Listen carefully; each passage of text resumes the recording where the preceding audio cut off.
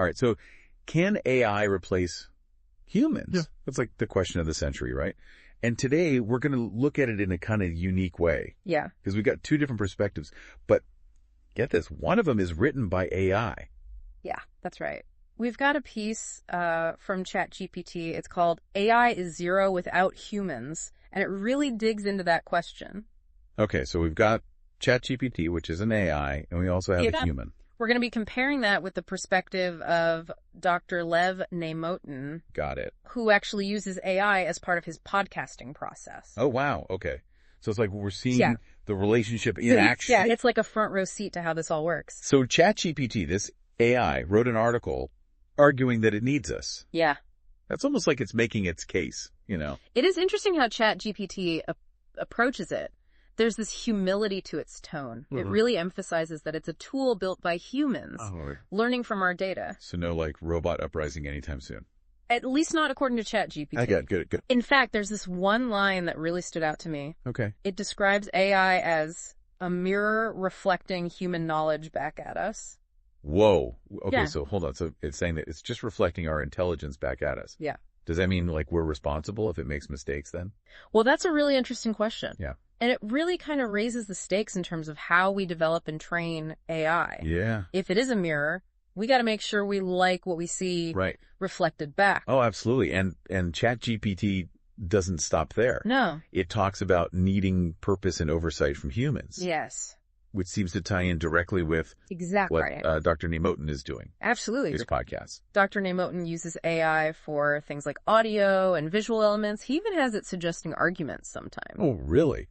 But the key here is he provides the initial ideas. The structure. So he's not just saying like, hey, AI, go make me a podcast. Exactly. The goals for each episode. AI is working within a framework that he created. Okay. And it still requires his oversight and multiple revisions. So it's not even like a one and done. No. It's a process. Very much a back and forth. So the AI isn't like some rogue agent out there doing its own thing. It's more like, I don't know, a really advanced intern or something. But that's a great analogy. Yeah. It really highlights that human element is still so essential, even with these sophisticated AI tools. Okay. It's Dr. Neymotin who's making the creative decisions, guiding the process, making sure the final product aligns with his vision. Which I think is reassuring in a way, right? Like, we're still in the driver's seat. Yeah, definitely. But back to ChatGPT for a sec. Sure. It brings up things like bias and errors. You know, almost like it's aware of its limitations in a way. Right. And that's where things get really interesting. How can something that claims to be zero without humans also acknowledge these potential flaws? Yeah. Is it just processing the information that's in its data? Yeah. Or is there something more going on? Right. And then on top of that, it ends the article with a thank you to humans. It does. Like, is that program politeness or could this be a hint at something deeper?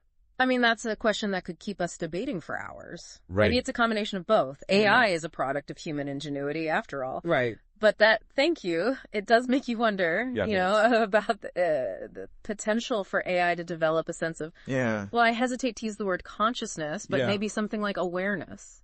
I'm getting some serious sci-fi vibes here. I know, right? But before we go full on like Space Odyssey, let's look at... let's bring it back down to earth a little. Exactly how Dr. Neymotin's experience with AI sheds light on this. His hands-on experience. Yeah, this whole relationship between humans and AI. So what's so fascinating is how Dr. Neymotin's process really shows this dependence on humans that ChatGPT talks about. You're right. It's not just giving the AI a topic and being like, make me a podcast. Exactly. He gives a detailed outline. Yeah. He sets these clear goals for each episode and even kind of guides the AI in terms of tone and style. Oh, so it's like he's the architect and the AI is the contractor. I like that. And it's not like a one and done situation either. Right? Yeah, not at all. Dr. Neymotin mentioned needing multiple revisions. Absolutely. He emphasizes that the AI isn't perfect. Right. You know, it might suggest an argument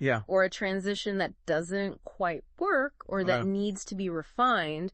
And that's where human judgment and experience really come in. So even though the AI can come up with content, can come up with ideas, it still needs that human touch. Totally. To shape it. It does. To make sure it's all coherent and accurate and, engaging for the listener. Exactly. It's a collaboration, a partnership between human and machine. And that's something that both ChatGPT and Dr. Neymotin seem to agree on. Yeah, it's like they're having a conversation across these two different pieces, right? It is. ChatGPT says, I'm zero without humans. Yeah. And Dr. Neymotin is showing just how much responsibility. And the work shows. Yeah, that zero puts on us. Right. Like, are we ready for that? That's the big question, isn't it? Yeah. AI has the potential to be so helpful. Yeah. But it also requires a lot from us. Guidance, oversight, ethical decision-making. Oh, speaking of ethics, they both kind of touch on that different ways, right? Yeah. ChatGPT is talking about the potential to make errors and exhibit biases. Right. And then Dr. Neymotin stresses the importance of human judgment to prevent that stuff. Absolutely. And that's where the whole mirror analogy becomes super important. Yeah. If AI is reflecting back our own knowledge and biases, we got to be really mindful. Oh, for sure. About what we're putting into it. Like we're teaching a kid. We got to make sure. It's a good analogy. It really highlights the importance of education and critical thinking in this age of AI. Right. We need to understand how these systems work. Yeah. How to interact with them responsibly. For sure. How to identify and mitigate potential biases. But here's a question for you guys. Yeah. If AI is just a tool, just a reflection of our own knowledge and biases, right?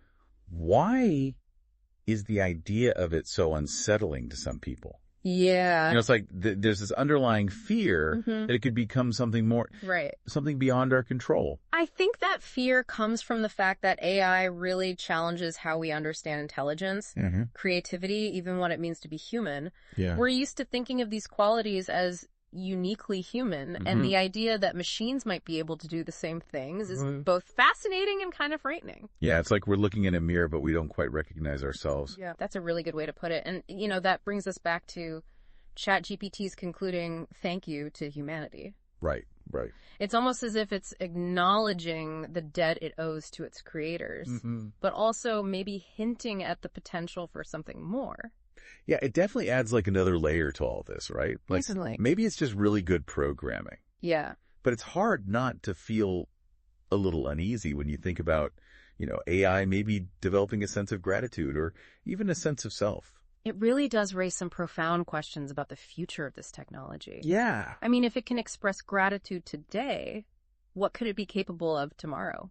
Exactly. And if it is reflecting our values and biases back at us, right? What does that even say about us? Yeah. Are we creating something that could surpass us or even challenge us?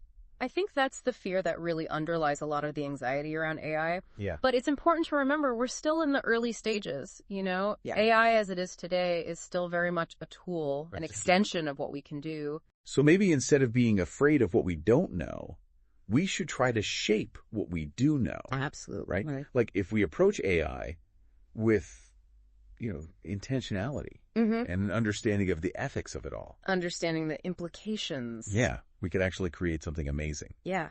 I completely agree. Right. It's about embracing the potential, but also being aware of the risks. It's about fostering that collaboration between humans and AI. Right. One that uses the strengths of both. So it sounds like we're talking about like a whole new way of thinking about technology and our place in the world. I think that's exactly what it is. Yeah. AI has the potential to change so much. Yeah. Healthcare, education, transportation, entertainment. I mean, wow. You name it. It's a lot to think about.